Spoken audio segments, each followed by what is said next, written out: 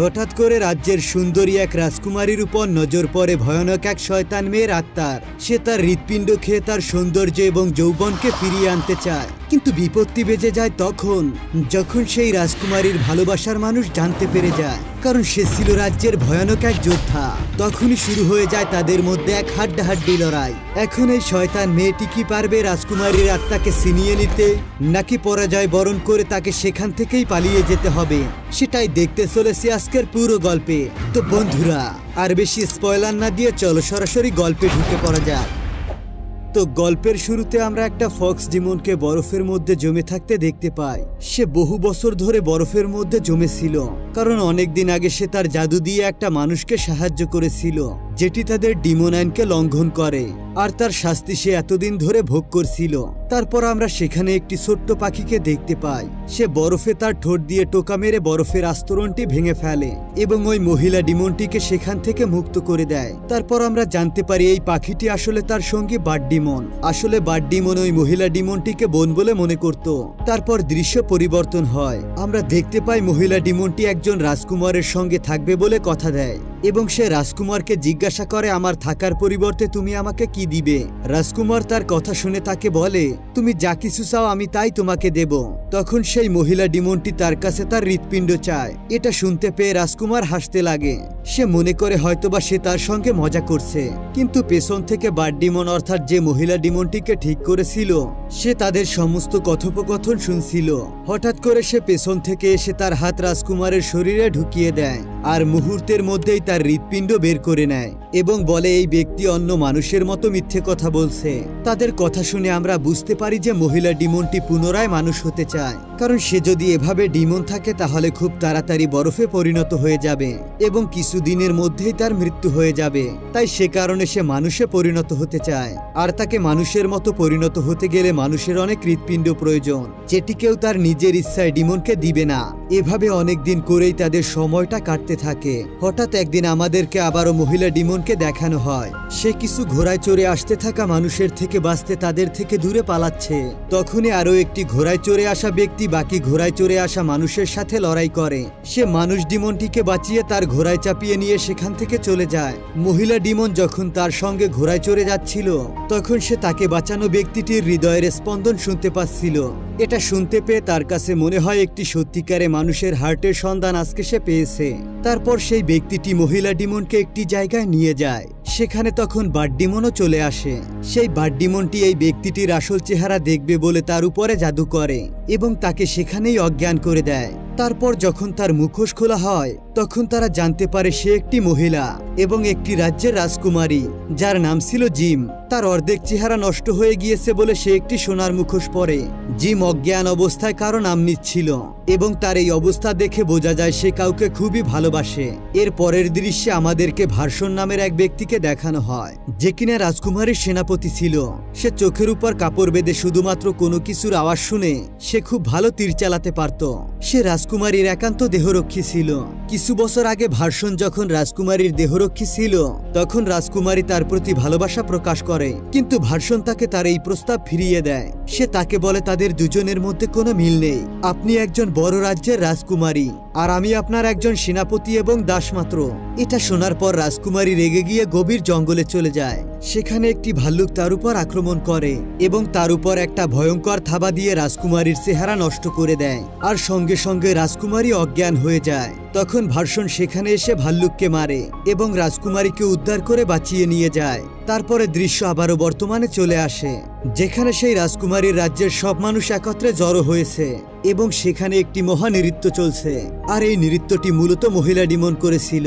সেই নৃত্যের মাধ্যমে ভার্সনের উপর কালো জাদু করে এবং সঙ্গে সঙ্গে ভার্সনের চক্ষু কালো হয়ে যায়। সে ডিমনের চেহারা দেখে পাগল হয়ে যায়। তারপর আমাদেরকে একজন ব্যক্তিকে দেখানো হয়। সে অনেকগুলো ছেলেকে জড়ো করে বলে তার জন্ম হয়েছে একজন ডিমন শিকারীর বংশে, আর তার রক্ত ছাড়া অন্য কোনো রক্ত ডিমনদেরকে শিকার করতে পারবে না। সে এটাও বলে যে ডিমনরা মানুষে পরিণত হতে পারে, তবে সেটা সম্ভব যদি তারা কোনো মানুষের হার্ট খেয়ে ফেলে।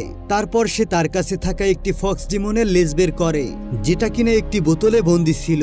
সে সেটা সবাইকে দেখায়। হঠাৎ করেই সেটা জ্বলতে থাকে। তার মানে আশেপাশে কোনো ডিমন নিশ্চয়ই রয়েছে। এটা বলার জন্য সে দৌড়ে দৌড়ে রাজার মহলে চলে যায় সেনাপতির কাছে, কিন্তু তাকে কেউ রাজমহলে ঢুকতে দেয় না। এরপরে আমরা দেখতে পাই বার্ড ডিমন ওই শহরে মানুষের রূপ নিয়ে ঘুরে বেড়াচ্ছে। তাকে দেখতে পেয়ে রাজ্যের কিছু ব্যক্তি তাকে নিয়ে খারাপ ব্যবহার করতে শুরু করে। দূর থেকে সেই ব্যক্তি ওই সবকিছু দেখতে পায় এবং সেই ডিমনকে বাঁচাতে চলে আসে, কিন্তু ততক্ষণে বার্ড ডিমনটি দুটি ব্যক্তির শরীর থেকে হাড় বের করে খেয়ে নেয়। এটা দেখতে পেয়ে সেই ব্যক্তিটি বুঝতে পারে যে এটি একটি মহিলা ডিমন। এরপরে আবারও দৃশ্য পরিবর্তন হয়।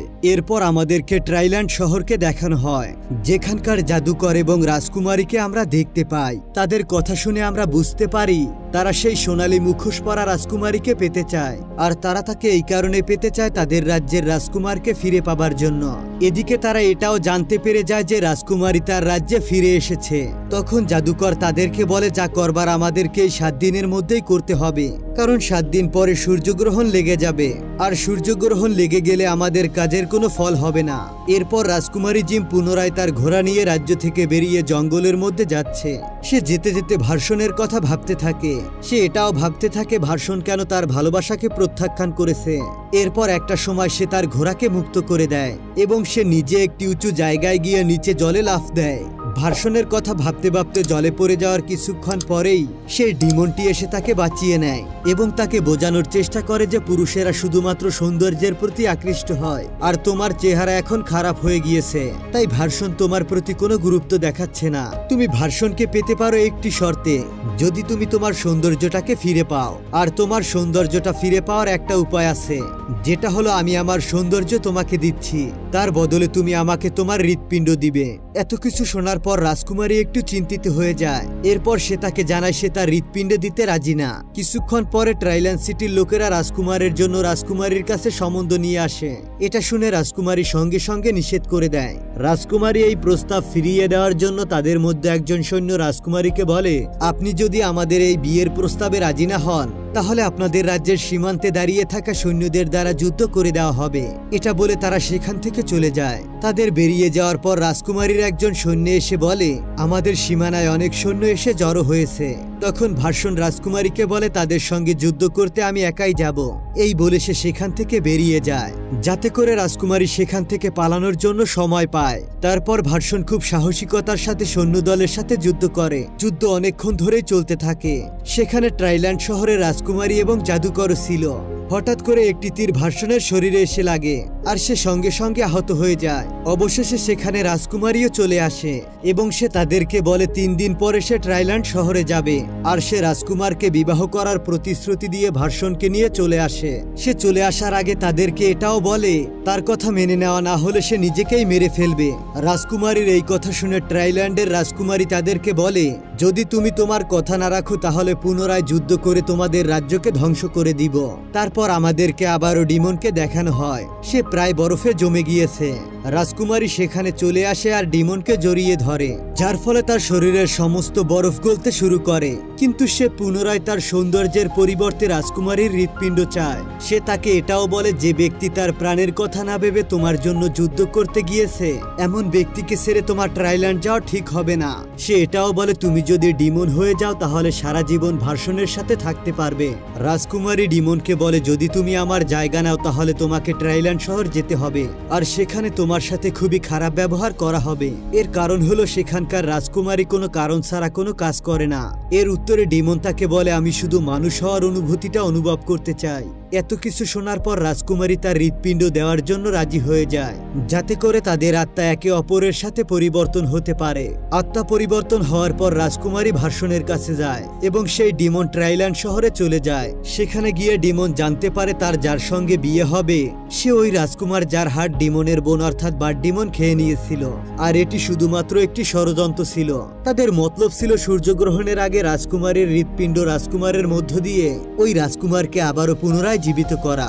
এরপর দৃশ্য পরিবর্তন হয়। এরপর সেই ব্যক্তিটিকে দেখানো হয় যার বোতলে থাকা ডিমনের লেজটি পুনরায় জ্বলতে শুরু করে। তাই সে আশেপাশে ডিমনকে খুঁজতে থাকে এবং সে রাজকুমারীর চেহারার মধ্যে ডিমনকে দেখতে পায়। রাজকুমারী সেই ব্যক্তির হৃৎপিণ্ড বের করার জন্য তার বডিতে হাত দেয় এবং তার সমস্ত বডি থেকে রক্ত বেরোতে শুরু করে, যার ফলে সেই রক্ত তার আঙুলেও লেগে যায় এবং সঙ্গে সঙ্গে সেই আঙুলটিও জ্বলতে শুরু করে, কারণ ওই ব্যক্তিটি একজন ডিমন শিকারীর পরিবার থেকে এসেছিল। তারপর সেই ব্যক্তির কাছে বাড ডিমন এসে বলে রাজকুমারী এবং ডিমন মহিলা তাদের মধ্যে আত্মার পরিবর্তন করেছে। এটা শুনতে পেয়ে সেই ব্যক্তি ভার্সনকে গিয়ে সব কথাগুলি জানিয়ে দেয়। তারপর ভার্সন রাজকুমারীকে খুঁজতে থাকে। অবশেষে সে একটি জায়গাতে পৌঁছে যায় যেখানে রাজকুমারী বসেছিল। রাজকুমারী যখন একটি মানুষের হৃৎপিণ্ড খেতেই যাবে, এমন সময় ভার্সন এসে তাকে সেটি খেতে নিষেধ করে, কিন্তু রাজকুমারী তার কোনো কথাই শুনতে চায় না। রাজকুমারী আস্তে আস্তে ডিমনে পরিণত হচ্ছে। তখন ভার্সন তাকে বলে আমি শুধু তোমাকেই পছন্দ করি এবং শুধুমাত্র আমি তোমাকেই ভালোবাসি। ডিমন আমার উপর জাদু করে দিয়েছিল, যার জন্য আমি তোমার সাথে এরকম ব্যবহার করেছিলাম। এই বলে সে তার চোখে তলোয়ার দিয়ে আঘাত করে এবং সেই আঘাতের জন্য সে অন্ধ হয়ে যায়, যার ফলে সে সেই কালো জাদু থেকে মুক্তি পেয়ে যায়, যেটা মূলত ওই ডিমন তার উপর করেছিল। তারপর ভার্সন তার সৈন্যদেরকে নিয়ে ট্রাইল্যান্ড শহরে যায় এবং সেখানে গিয়ে সে তাদের উপর আক্রমণ করে দেয়। তাদের এই যুদ্ধ অবিরাম চলতে থাকে। বাড ডিমন জাদুকরের উপর আক্রমণ করে। জাদুকর তলোয়ার দিয়ে বাড ডিমনকে মেরে ফেলে, কারণ সেই তলোয়ারে ওই ডিমন শিকারীর রক্ত লেগেছিল। বাড ডিমন সেখান থেকে অদৃশ্য হয়ে যায় এবং অনেকগুলো বাড ডিমনকে ডেকে নিয়ে আসে। তারপর তারা সবাই মিলে জাদুকরকে মেরে ফেলে।